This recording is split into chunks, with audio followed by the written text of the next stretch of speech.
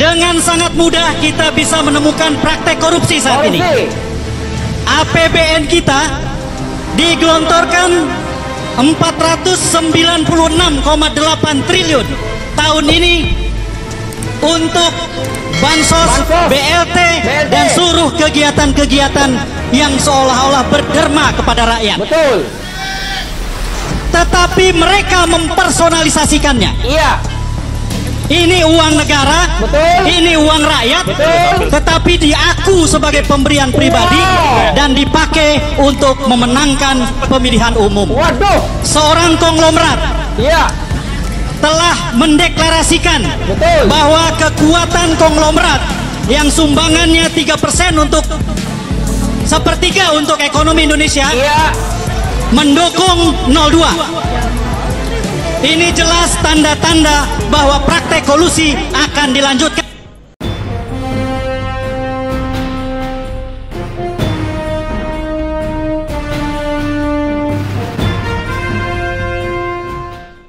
Assalamualaikum warahmatullahi wabarakatuh. Teman-teman, jumpa kembali dengan Enjoy Channel, channel yang membahas berita teraktual, terhangat, dan sedang menjadi perbincangan publik. Sahabat Enjoy Channel, kali ini kita akan membahas Realcon per hari ini, Capres 2024, Realcon yang dilakukan oleh KPU, kemudian Realcon di jurdil2024.org dan juga Kawal Pemilu. Namun sebelum kita bahas lebih lanjut teman, tadi ada video yang cukup menarik yang disampaikan oleh EF Saifullah Fattah terkait pemilu. Nah, ini menjadi hal yang menarik ketika bansos digunakan sebagai alat untuk memenangkan calon presiden tertentu. Dan Pak Saifullah juga menyebut terkait indikasi korupsi pada saat pemilu kemarin. Dan ini perlu ditindaklanjuti teman oleh KPK. Apakah benar ada praktek korupsi pada waktu gelaran Pilpres 2024 kemarin? Nah teman, langsung saja ya kita akan melihat bagaimana hasil suara yang didapat Prabowo Subianto, Anies maupun Ganjar Pranowo. Kita mulai dari hasil Realcon yang dilakukan oleh KPU per hari ini tanggal 20 Februari 2024 jam 16.00 WIB. Kita melihat teman, di sini ada Prabowo Subianto mendapatkan 58,7% atau 57.928.587 suara. Jadi Prabowo masih mendominasi dengan 58%. Diusul Anies Baswedan dengan 24,25% atau 23.933.303 suara. Kemudian Ganjar Pranowo dengan 17% teman mendapatkan 16.825.290 suara. Jadi per hari ini teman tanggal 20 Februari 2024 Prabowo masih mendominasi perolehan angka pada pemilu kali ini. Dan kita lihat teman sebarannya ya, kita mulai dari Aceh ya. Di Aceh kita lihat teman TPS yang sudah masuk ada 68,90% dan Anies Baswedan teman mendapatkan 76,23%. Jadi Pak Anies mendominasi di Aceh teman ya. Kemudian diusul Prabowo Subianto dengan mendapatkan 21,56%. Kemudian Ganjar mendapatkan 2,21% atau setara 42.038 suara. Jadi teman-teman ya, Pak Anies mendominasi di Aceh dengan menang mutlak teman. Kita berpindah lagi teman di Jawa Barat ya. Nah teman-teman, kita lihat Jawa Barat ini Prabowo Subianto mendominasi dengan 58,1%. Kemudian Anies Baswedan mendapatkan 32,13% dan Ganjar mendapatkan 9,78%. Ini di Jawa Barat. Yang mendominasi adalah Prabowo Subianto. Kita lihat lagi daerah lain teman ya. Jawa Tengah teman, kita cek lagi Jawa Tengah, suara masuk sudah 87,35%. Prabowo Subianto mendapatkan 52,85%. Diusul Ganjar Pranowo dengan 34,45%, Anies Baswedan 12,69% atau 2.303.295 suara. Jadi di Jawa Tengah yang biasanya kandang banteng PDIP menang, ternyata dikalahkan Prabowo Gibran di Jawa Tengah. Oke teman, kita lihat satu sampel lagi ya, di luar negeri ya. Kita klik luar negeri, bagaimana hasilnya. Luar negeri teman, Prabowo Subianto mendominasi dengan 55,71%. Kemudian Anies Baswedan mendapatkan 23,5%. Kemudian Ganjar mendapatkan 20,78%. Jadi luar negeri didominasi oleh Prabowo, yang berikutnya Anies, dan berikutnya lagi nomor 3 Ganjar Pranowo. Nah teman, coba kita lihat lagi di jurdil2024.org ya. Ini TPS yang sudah masuk 7.465 TPS ya. Kemudian kita lihat Anies Baswedan mendapatkan 36,61%.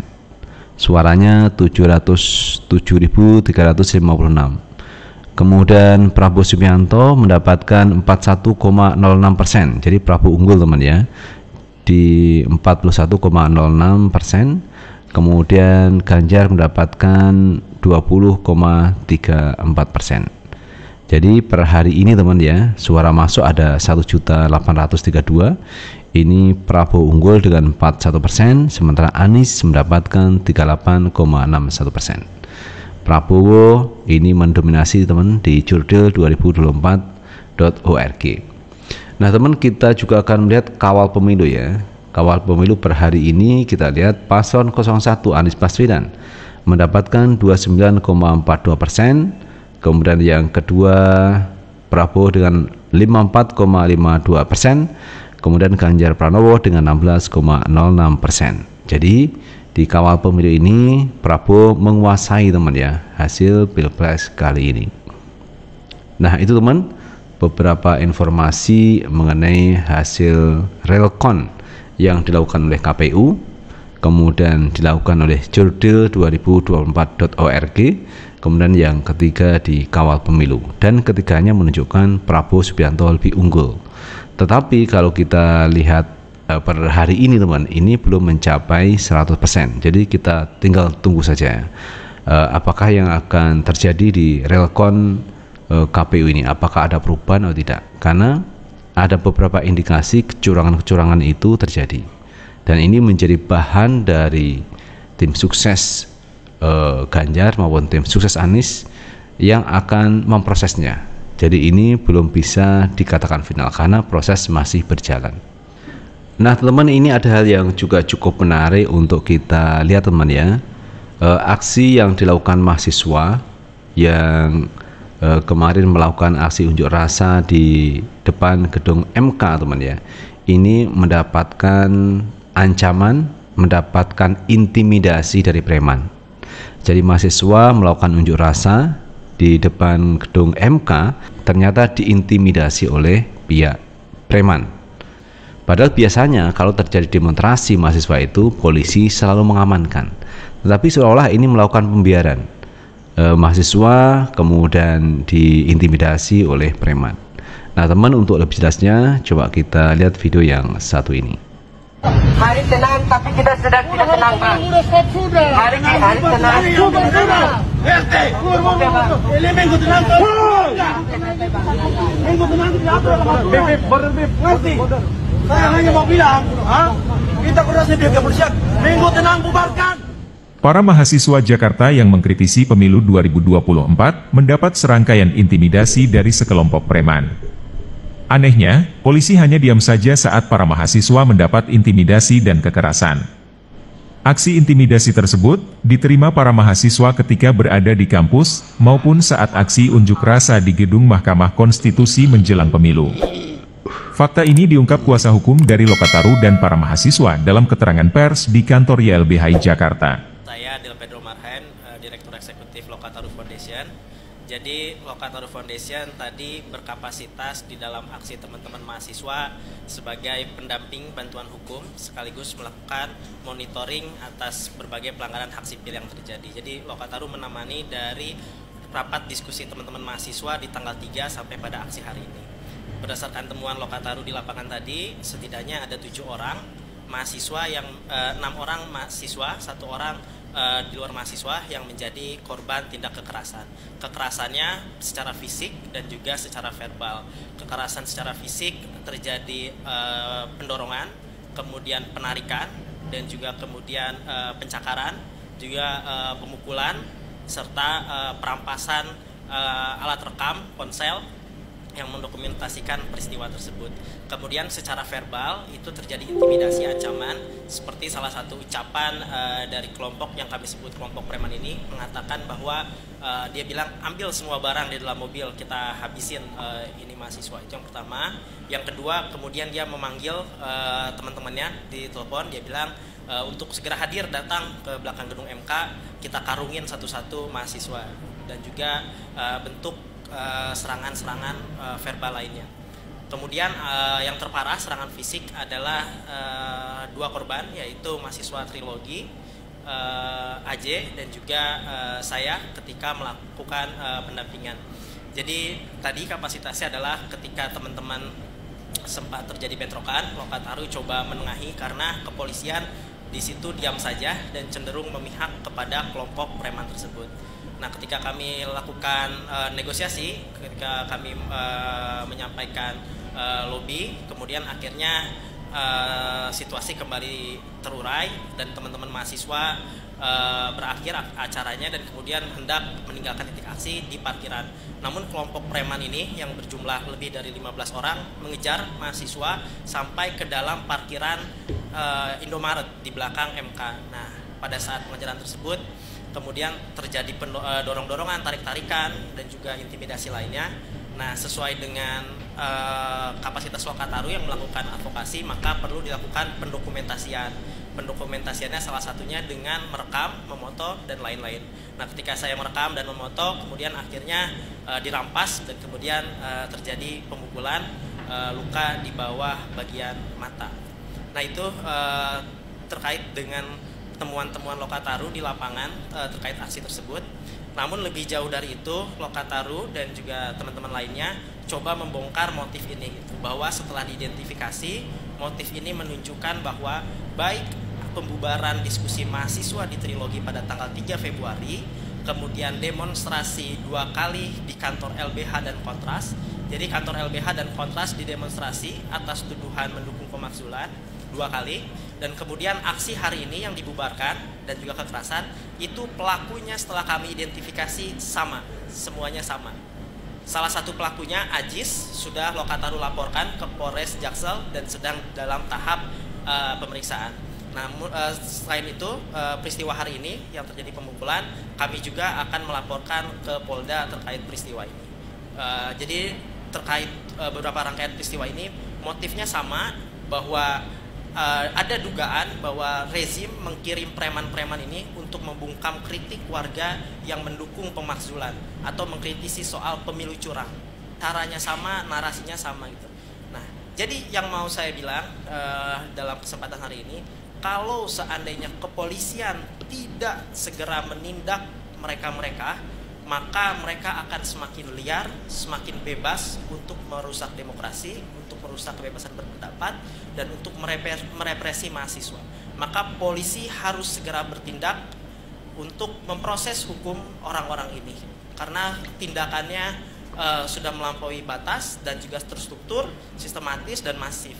Dan harapannya yang ditindak nanti bukan hanya pelaku lapangan, Ridwan atau Ajis dan kawan-kawannya, tapi ada aktor yang dibongkar dari motif pengerahan preman untuk membungkam kritik yang sedang jadi tren hari ini. Izin memperkenalkan diri, saya Amelia dari UHAMKA, mahasiswi UHAMKA. Sesuai dengan yang sudah dijelaskan oleh teman-teman kami tadi di tempat, kronologinya bahwa kami diintimidasi dan kami juga ada korban sebanyak 7 orang dan 2 orang yang mengalami luka cukup berat.